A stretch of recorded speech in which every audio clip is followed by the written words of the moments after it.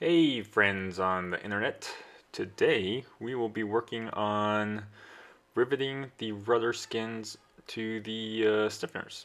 Or maybe that's the other way around. Riveting the stiffeners to the rudder skins. Like you saw there, that's section 7, page 8 of the Van's RV-14 manual. So what you see here is one of the kids is helping me stick all the little rivets in the holes, and then I'm taping the rivets in place and putting the stiffeners on top there. And what we're going to do is then back rivet the stiffeners to the skins. And what back riveting is there's actually a metal plate underneath where I'm riveting right now, and you basically, it's kind of like reverse riveting. So instead of using a bucking bar and riveting from the top, what you do is stick, what's basically a giant bucking bar, a metal plate behind the head of the rivet, and then you use the rivet gun to smash the end of the rivet down. So the advantage of back riveting is it usually gets a lot more consistent results. It's also a lot easier to do, and you can accomplish it pretty quickly. You saw I jammed through most of those rivets relatively quickly. Also, if you're going to have any helpers help you, like kids and such, uh, the skins are a good place to do that because they can stick all the rivets in the little holes, and then you can tape them up, and that lets them participate and be a part of the build without giving them something to do that could go wrong, and then you have to repair it. One of the important things to remember when you're back riveting is where your metal plate is. So if it's not big enough to cover the entire area that you're back riveting, you'll want to make sure that you move it as you go along, or move it every few rivets.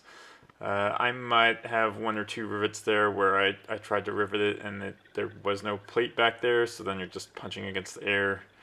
That can damage your skin. You don't want to do that.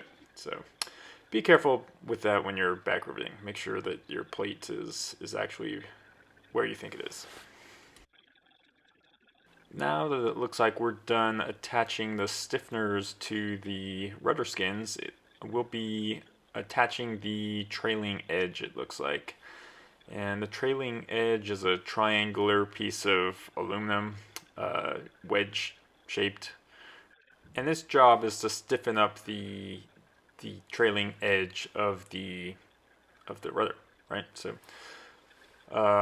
what you do is you use a piece of double-sided tape and put that down on the edge of the rudder skin.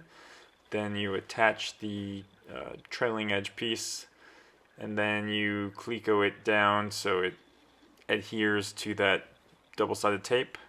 Then you'll put another piece of double-sided tape, and then put the other rudder skin on, and eventually you'll rivet that together.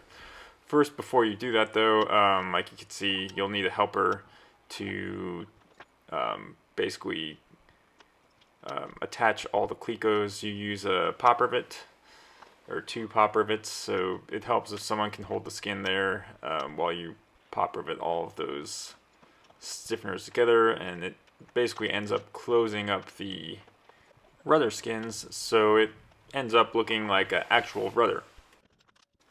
Now, if I'm remembering right, it is possible to accidentally pop rivet the stiffeners in the wrong order, and that's why you just saw me have to drill out the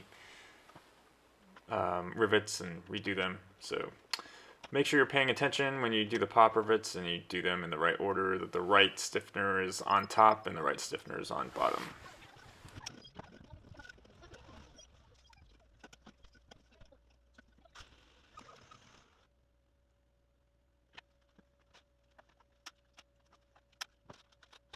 So now that we're done with all the pop rivets, getting the stiffeners together, we're going to cleco the trailing edge and let the double-sided tape adhere to both sides of it, and we'll see how that ends up. After we're done with the skins, we basically take the rudder spar and we attach it to the skins, right? The completed skins, and then we'll end up finishing this rudder in the next video.